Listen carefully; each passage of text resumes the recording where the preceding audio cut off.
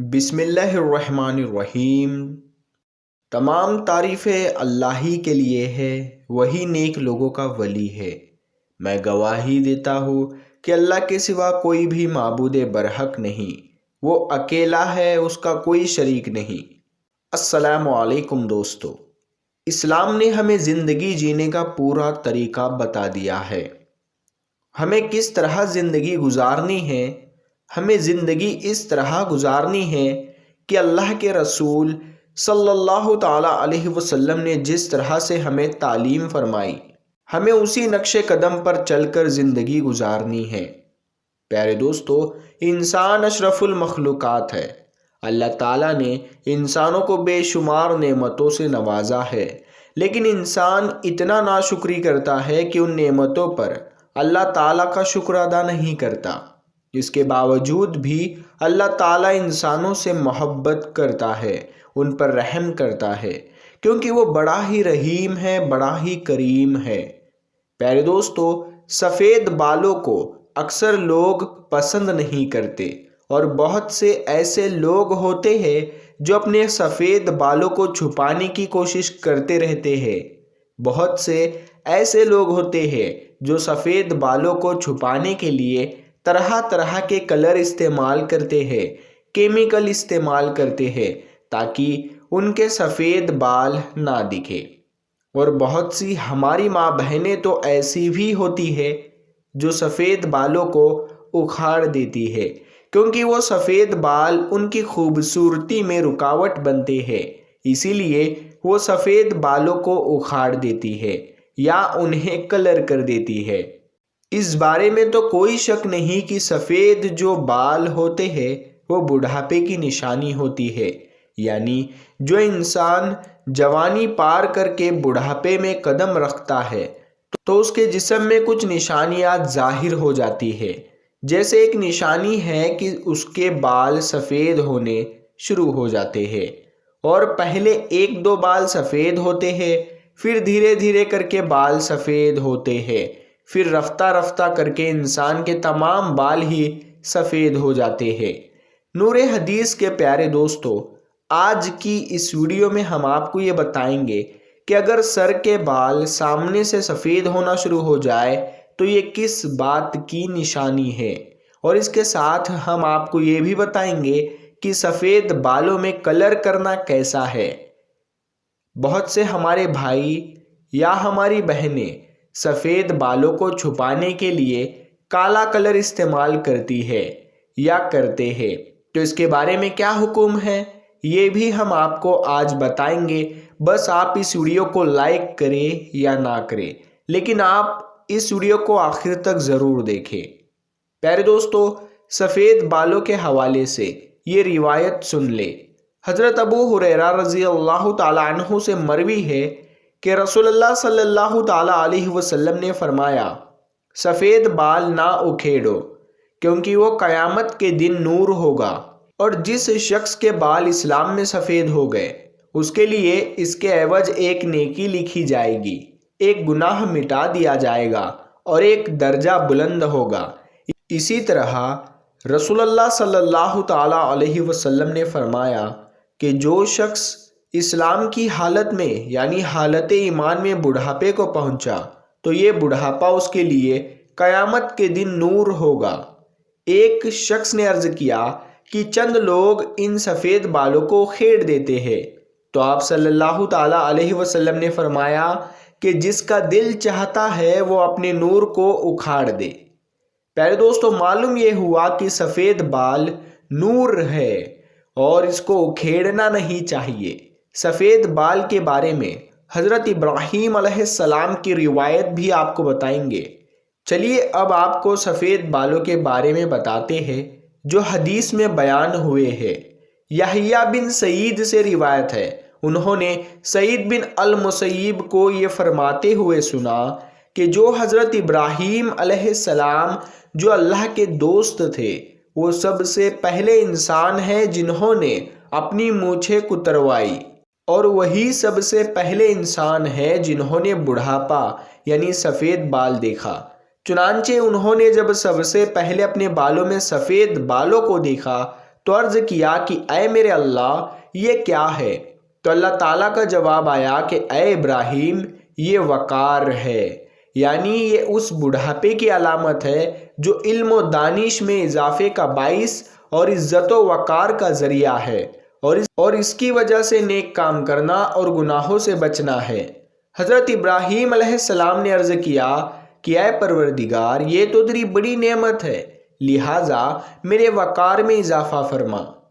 پیارے دوستو، یاد رہے بڑھاپا جس کو ہم زحمت سمجھتے ہیں یہ دراصل مسلمان کے لیے رحمت ہے، جیسا کہ حضرت عثمان غنی رضی اللہ تعالیٰ عنہ سے روایت ہے کہ رسول اللہ صلی اللہ تعالیٰ علیہ وسلم نے فرمایا، اللہ تبارک و تعالیٰ فرماتا ہے کہ جب میرے بندے کی عمر 40 سال کی ہو جاتی ہے تو میں اسے 3 قسم کی بیماریوں سے محفوظ کر دیتا ہوں۔ پہلا دیوانگی، دوسرا ہے کوڑھ، اور تیسرا ہے سفید داغ۔ پیارے دوستو، سفید داغوں سے اللہ تعالیٰ محفوظ کر دیتا ہے۔ کوڑھ کی بیماری جس سے ہاتھ گل جاتے ہیں، مطلب یہ ہے کہ 40 سال کے بعد ان بیماریوں کا آنا بہت کم ہوتا ہے۔ اب بات کریں گے کیا کوئی آدمی، کیا کوئی مسلمان سفید بالوں کو کالا کر سکتا ہے؟ کیا وہ کالا خضاب استعمال کر سکتا ہے؟ کیا اسلام نے اس کی اجازت دی ہے؟ روایت میں ہے کہ حضرت عباس رضی اللہ تعالی عنہ فرماتے ہیں کہ آپ صلی اللہ تعالیٰ علیہ وسلم نے فرمایا، سفید بالوں کو کالے رنگ میں تبدیل کرنے والے لوگ جنت کی خوشبو بھی نہ سونگھ پائیں گے۔ اسلام میں سفید بالوں کو کالا رنگ میں رنگنا مکروہ ہے، لیکن اپنے بالوں میں مہندی لگا سکتے ہیں۔ اسلام اس کی اجازت دیتا ہے، اور بالوں میں مہندی لگانا سر پر یہ اسلام کی زینت بھی ہے، اور مہندی لگانے سے عقل بھی بڑھتی ہے۔ مرد کو داڑھی وغیرہ پہ یا سر پہ مہندی لگانا بہتر ہے۔ عورت بھی سر پر مہندی لگا سکتی ہے، لیکن کالا رنگ بالوں پہ لگانا حرام ہے۔ پیارے دوستو، ہم آپ کو ایک واقعہ سناتے ہیں۔ حضرت جابر رضی اللہ تعالیٰ عنہ فرماتے ہیں کہ نبی کریم صلی اللہ تعالیٰ علیہ وسلم نے ارشاد فرمایا کہ جبرائیل علیہ السلام ابھی میرے پاس سے گئے ہیں۔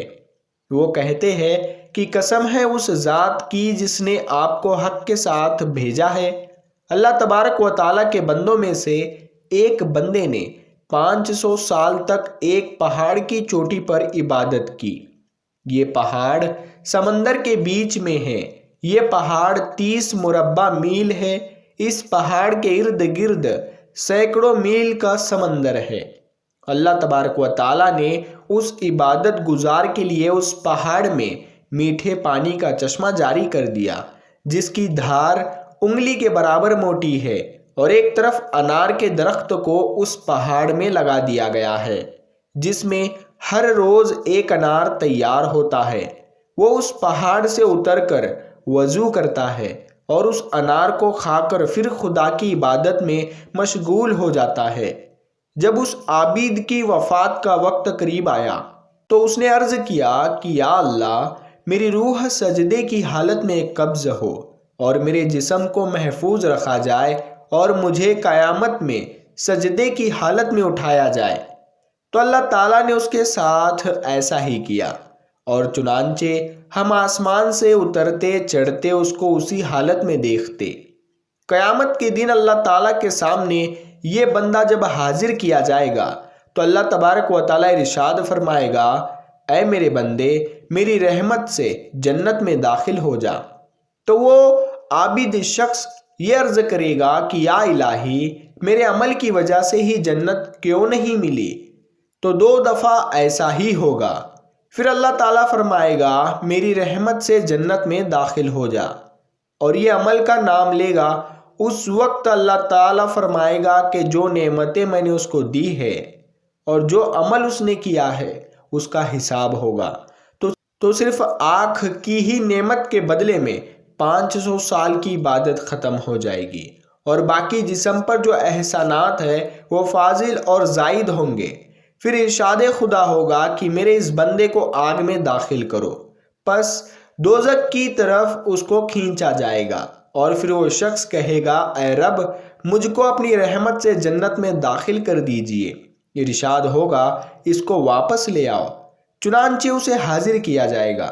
اللہ تعالیٰ فرمائے گا اے میرے بندے تجھے کس نے پیدا کیا؟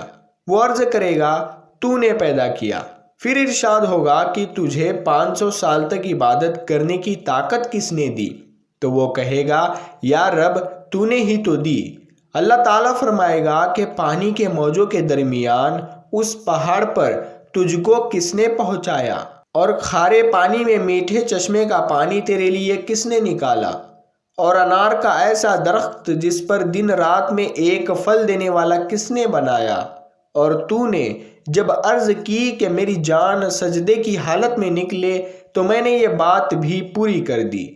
تو وہ عرض کرے گا کہ اے رب تو نے ہی سب کچھ کیا۔ پھر اللہ تعالیٰ فرمائے گا یہ میری رحمت ہے اور میں اپنی رحمت سے تمہیں جنت میں داخل کرتا ہوں۔ پیارے دوستو، ہمیں چاہیے کہ ہر حال میں اللہ کی رحمت کی امید کرے اور اللہ کی دی ہوئی نعمتوں کا شکر ادا کرتے رہے۔ ہم امید کرتے ہیں کہ آپ کو آج کا یہ ویڈیو بے حد پسند آیا ہوگا۔ اگر یہ ویڈیو آپ کو پسند آیا ہے تو آپ اس ویڈیو کو اپنے دوستوں کے ساتھ میں ضرور شیئر کریں تاکہ ہمارے یوٹیوب چینل نور حدیث پر اسی طرح کی بہترین ویڈیوز لاتے ہیں اور آپ اس سے فائدہ حاصل کرتے ہیں۔ تو ہمارے چینل کو ضرور سبسکرائب کریں اور ساتھ میں لگے بیل آئیکن کو ضرور دبا دیں۔ ہم ملتے ہیں پھر ایک نئی ویڈیو کے ساتھ میں، تب تک کے لیے السلام علیکم۔